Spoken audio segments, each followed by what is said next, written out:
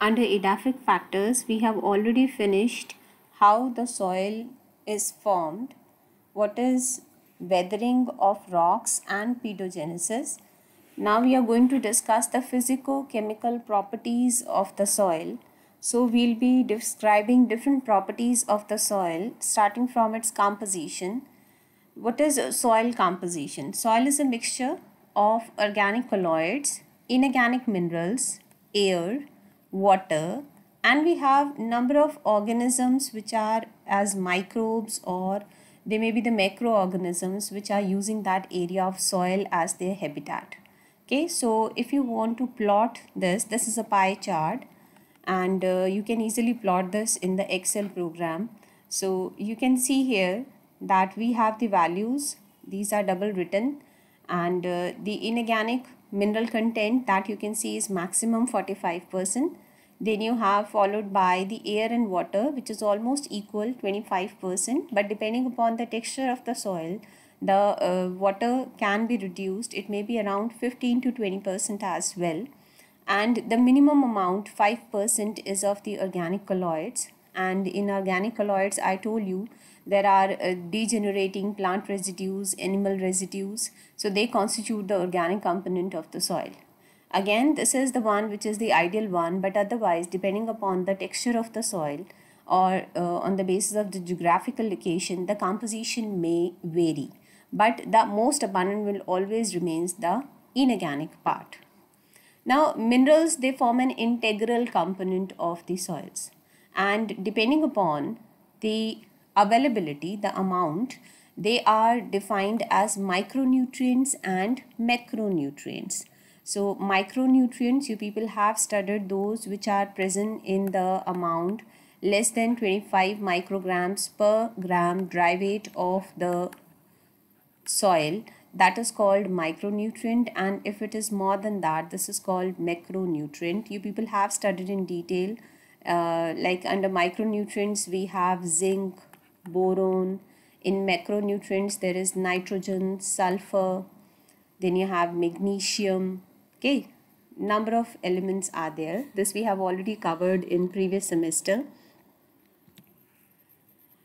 Now the second property is soil texture. Now, as we all know, soil that has particles of different sizes, and depending upon the size of those particles, the soil porosity is decided. For example, if you have the particle size like this, okay, so they will be closely fitted and you can see the porosity level. And if the particle size is large, then the porosity is obviously going to increase. So it depends upon the size of the particle, and we have different type of particles in the soil which are going to determine the water holding capacity, porosity, and nutritional status of that soil. These particles, they are clay particles, silt, then we have different grades of sand. It may be fine, medium, coarse sand, different grades of gravel, which is again fine, medium, coarse, and the last is stones. Gravel and stones, they are generally not considered when we have to define the texture of soil. So what is the size basically? The smallest one, these are the clay particles whose size is less than 0.002 mm.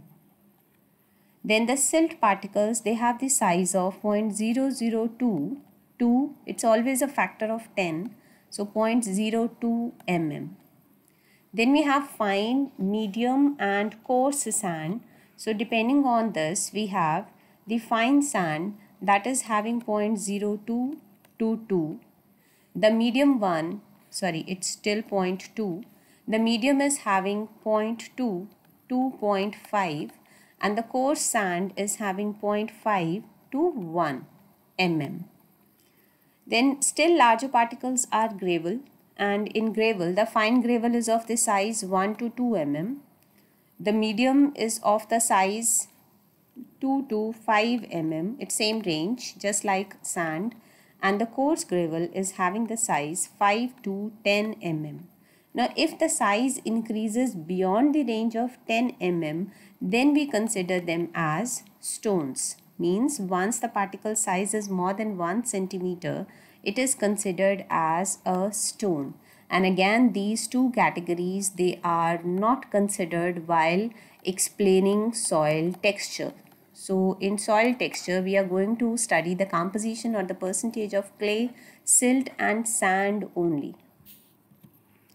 So this is the composition. You can see here we have listed the different types of the soil textures in this column, and you can see we have the sandy texture soil, loamy textured soil, then there is loam, we have silt, clay, okay, and these are the compositions of three type of particles: sand, clay and silt. So in sandy, the sand particles are maximum, they are 85%. You may have clay or silt contribution 15%. Then loamy soil means where it is a kind of sandy soil where more sand is there, 70%. So it has more or less same properties like the sandy soil. Then the loam is in which we have 50% of the sand and 50% can be attributed by clay or silt. Then silt soil in which there is abundance of silt, 90%, and rest it can be contributed by sand or clay. And the clay particles are those in which we have, it may be 50 to 100%, means total contribution of the clay particles, or if it's lesser, the rest may be contributed by sand or silt. Now because of these particles, what properties they are attributed to the soil? As we see the sandy soil, the sand particles are maximum. So this has been observed that the particles, they get heated up quickly. Then this kind of the soil is a loose soil. It has lot of porosity and the water holding capacity is very poor. Because of porosity, roots can penetrate easily. The particles, they are chemically inert. The sand particles, they are not charged, so they are chemically inert. Very less organic material is present in such soils, and the plants which grow inside this kind of the soils, they are called xerophytes. In the loamy soil, the 70% is attributed by sand. So majority of the properties, they remain just like the previous category. Then the loam soil. In loam soil, we have 50% sand and 50% can be clay or silt. So in this case, the clay and sand, they are in good ratio, in good amount. So this is considered as the best for plant growth, because clay will help in retaining moisture and the sandy texture will help in good aeration, in a good penetration of the roots, and this is nutritionally rich soil. Why this is nutritionally rich? It has a lot of the mineral ions absorbed on the surface of clay particles. Clay, as you all know, it is a negatively charged compound. So these particles, they can easily show the chemically active behavior. So they can have positively charged cations adsorbed on their surface. So it has nutritionally rich composition. Then comes silt. Silt is mainly having 90% silt particles, and silt particles are small in size, but still these soils, they have good water holding capacity, they are good for plant growth, their pore size is also appropriate so that roots can easily penetrate, and they have proper aeration. Then comes the clayey soils. The clayey soils, they are having more or less clay composition which can go up to 100%. So somehow if it is 100% clay, they will become waterlogged. So this is really important, and in such conditions, even if the water is present, the soil will be showing, the plants growing in this, they will showing the symptom of physiological drought. Okay, they will show wilting, they will be damaged, they will be reduced turgor, lesser yield. So all these features, they will be observed if the soil is having 100% clay particles and it becomes waterlogged. So it has very fine pore space, very poor aeration. It has got maximum water holding capacity because it is a waterlogged soil. Then it is chemically active, because I told you clay particles, they are negatively charged, so they can hold cations on their surface. Then it is highly plastic. Now along with these 5 categories, we have 2 other types. One is called the calcareous soil. As the name suggests, these are the one in which calcium salts are present in abundance, and it is calcium carbonate and calcium oxide, which is found almost 90 to 100% of the composition of the soil, and there is negligible humus. It has moderate water holding capacity, and again in such high concentrated calcium soils, the xerophytes, they are supported. Second category is alkaline or saline soil. This is a soil in which salt concentration is high and the salt present there is sodium chloride. So under such a high concentration, when the medium is highly osmotically active, in those cases only the halophytes they can grow, because they can raise the osmotic concentration of their cells beyond the external medium, so they can survive in that kind of the habitat. And such plants, they are very specialized plants which are called halophytes. So these were various kind of the soil textures that we commonly observe. Then the third property is soil structure. Soil structure means physically what kind of the soil appearance is. Okay, is it granular? Is it in the form of flakes? So depending upon that, how that structure appears, that is on the basis of the mineral particles. The mineral particles which are present in the soil, they cement or they get glued to one another so as to form large aggregates. And what serves as a glue? The gummy substance or the inorganic salts which are released by humus, means the organic material which is degrading, which is contributing to humus. It has got some kind of the gummy substances, leachates are there, the organic salts are there, so they will serve as a cementing material between these mineral particles. So they will result in the formation of large aggregates. Now depending upon the shape of these aggregates, they may be spheroidal. Spheroidal means sphere-like, means they are not exactly spheres, they are not round balls, they are having somewhat round ends. Okay, their ends are round and they are isodiametric. These are also called granular type. Second is called platy. Platy means when the aggregates, they are flattened structures. This is the last one. This is a platy type. So you will observe that the soil surface is having flakes. The third is prism-like. Prism means when you have columnar kind of the aggregates in that, so they are pillar-like. And the block-like means when you have the cubical structures, they are not again exactly cubical, their symmetry is not exact cubical, but they will be somewhat like the cubical structures which are isodiametric, they will be called blocky. So these are the different kind of the aggregates which contribute to the soil structure. They may be spheroidal, they may be platy, prism-like or block-like. And the fourth character is soil porosity and density. The pores which are present between the large aggregates as well as the mineral particles, they contribute to soil porosity. We all know that soil has 25% volume of the air. Okay, and where is that present? That air is present in the pores, which are the empty spaces which are left after these soil particles, they are fitted tightly. So these spaces which are left, they are having air, so that will be contributing towards the porosity. Now depending upon the size of these pores, we have two categories. These are called micropores or macropores. Now the size range which is generally observed, these micropores are the one which are having the size of 20 microns or lesser.